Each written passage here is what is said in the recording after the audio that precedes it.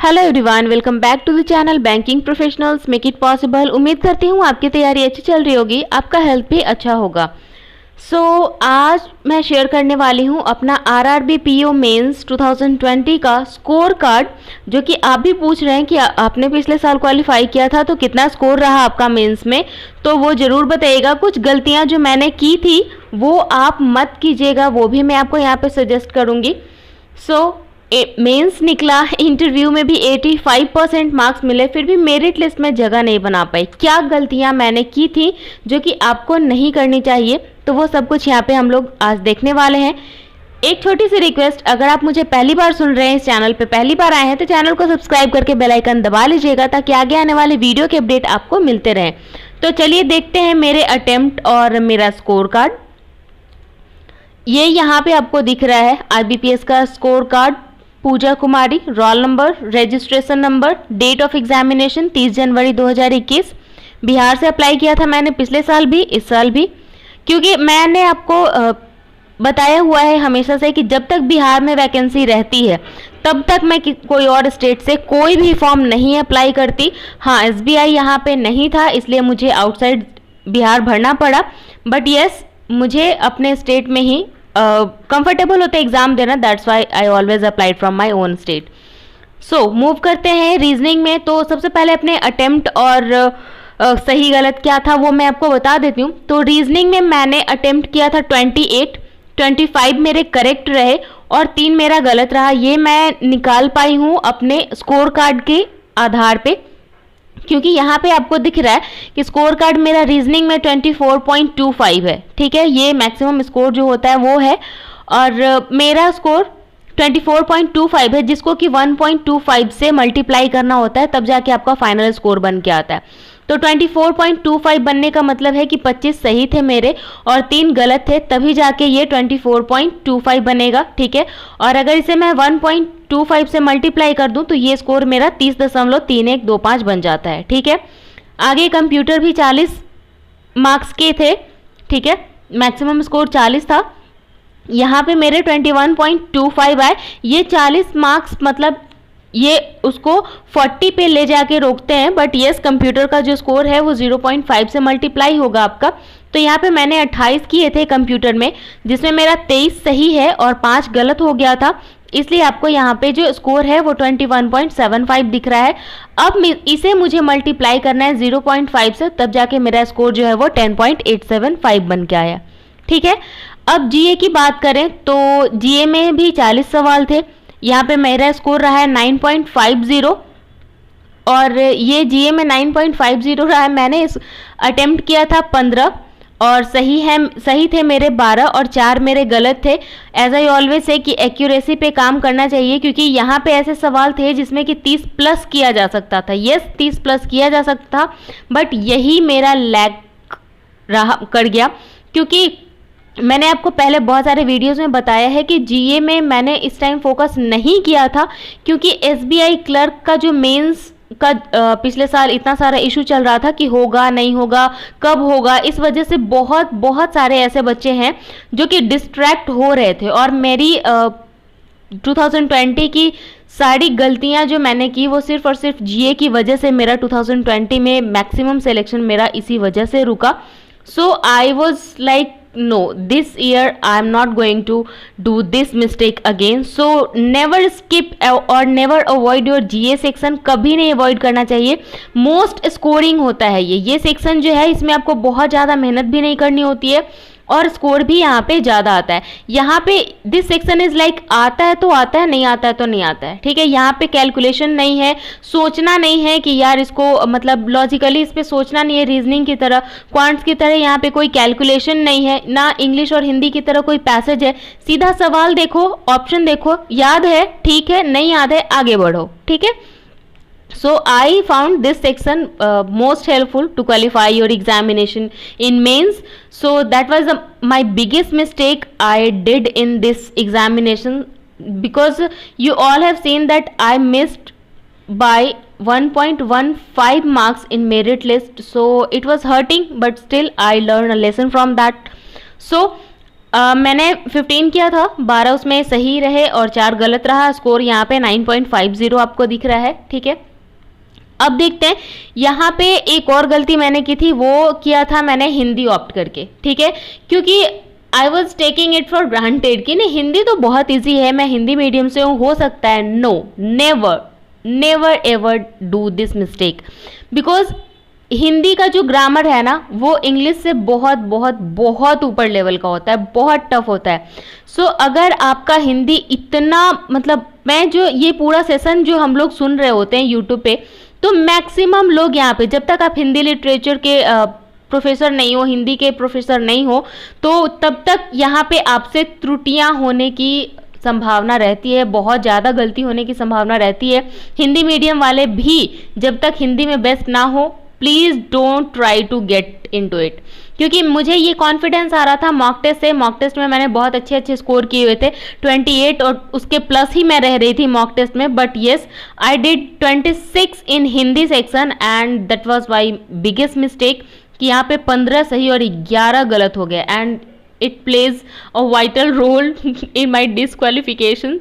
So yes, my score was 12.25 only, ठीक है। बहुत बड़ी गलती यहाँ पे मेरे से हो गई कि मैंने हिंदी चूज़ कर लिया। आप में से बहुत लोग पूछते हैं कि मैम हिंदी चूज़ करें या इंग्लिश चूज़ करें, तो आई विल सजेस्ट कि आप इंग्लिश ऑप्ट कीजिए, ज़्यादा बेहतर है। अगर आपको इंग्लिश से डर लगता है तो इम्प्रूव कीजिए, अगर आप कंफर्टेबल हैं कि नहीं हिंदी हमारा बहुत अच्छा है, so you can go for that again. But मैंने पैटर्न देखा है 2019, 2020, 2018, यहाँ पे मैंने ये पैटर्न देखा है कि Hindi is quite tougher than English. So decide by your self only. Quants में इतना ज़्यादा ये कैलकुलेटिव था कि मुझे, अगेन आप देख सकते हैं कि रीजनिंग में मैंने ज़्यादा अटेम्प्ट किया, क्वांट्स में कम किए, क्योंकि क्वांट्स का सेक्शन जो था वो टफ था रीजनिंग के सेक्शन के कंपैरिजन में। तो क्वांट्स में मैंने सिर्फ और सिर्फ 13 किए थे। करेक्ट मेरे यहाँ पे 12 हुए थे, सॉरी ये 11 मैंने लिख दिया, करेक्ट 12 थे और रॉन्ग मेरा 1 था, ठीक है। अगेन एक्यूरेसी मैटर्स, तो यहाँ पे भी मैंने एक्यूरेसी का ख्याल रखा था, एक्यूरेसी मैंने यहाँ नहीं मेंटेन की and that was my biggest mistake. So GA को अवॉइड करना और एग्जामिनेशन में हिंदी ऑप्ट करना भी गलत नहीं था, बट यहाँ पे जो गलतियाँ मैंने की है वो बहुत बड़ी गलती थी। सो that was my mistake, I did and I have paid for that mistake also because I faced the rejection. So let's go, देखते हैं इस साल क्या होता है, क्योंकि इस साल जो गलतियां हम लोग एक बार कर चुके होते हैं उसमें हम लोग उम्मीद रखते हैं कि आगे जाके ये गलती ना हो। सो क्वांट्स में मेरा स्कोर था 14.6875, जो कि मैंने कैलकुलेट किया है बाय मल्टीप्लाइंग 1.25, ठीक है। सो यहाँ पे आपको स्कोर दिख रहा है, हिंदी में 12.25, क्वांट्स में 11.75, जिसको कि आप 1.25 से मल्टीप्लाई कर लीजिए, रीजनिंग को भी 1.25 से मल्टीप्लाई कर लीजिए और कंप्यूटर को 0.5 से मल्टीप्लाई कर लीजिए, ठीक है। टोटल स्कोर यहाँ पे है 77.63 and the cut off was 77.31, cut off था 77.31 और मेरा स्कोर था 77.63, और सिर्फ इतना कम मार्जिन था यहाँ पे, और इंटरव्यू में मेरे स्कोर थे 85। सो अगर यहाँ पे मुझे हिंदी में अच्छा स्कोर मिल जाता, हिंदी में मैंने इतनी गलतियाँ नहीं की होती, एटलीस्ट एक सवाल भी मैंने यहाँ पे और कम गलत किया होता तो मेरा सिलेक्शन का चांस बढ़ जाता। So that was my mistake and this was my score card for the mains. So yes, the only suggestion I will give you all कि आपको जीए सेक्शन को बिल्कुल भी नहीं निगेटिव में लेके जाना है, आपको इसके बहुत अच्छे से तैयार करना है। अगर आपने अभी तक तैयार किया हुआ है डेली से, वीकली से और मंथली से, then it's okay, you are safe enough for your examination. But yes, if you have not did anything till date, then you can comment me that how to prepare GA section for RRB mains examination, so that I can help you by providing you video session that how can you cover all the GA of last 6 months before your mains examination. Then again I will say कि हिंदी और English में आपको क्या opt करना है वो आपने mock से डिसाइड कीजिए। बट यस, एक और बात कहूँगी कि मॉक का जो हिंदी का लेवल है वो एग्जामिनेशन लेवल से जो है वो नीचे है। So don't be so happy कि मेरा बहुत अच्छा स्कोर आ रहा है। मैंने आपको बताया कि 28 स्कोर करने के बावजूद यहाँ पे हिंदी में मैंने बहुत बड़ी गड़बड़ी की। So this year I am going to attempt English section. So now it's upon you. मैंने आपको बता दिया अपना मैंने क्या गलती किया था और इस साल मैं कैसे सुधार रही हूँ।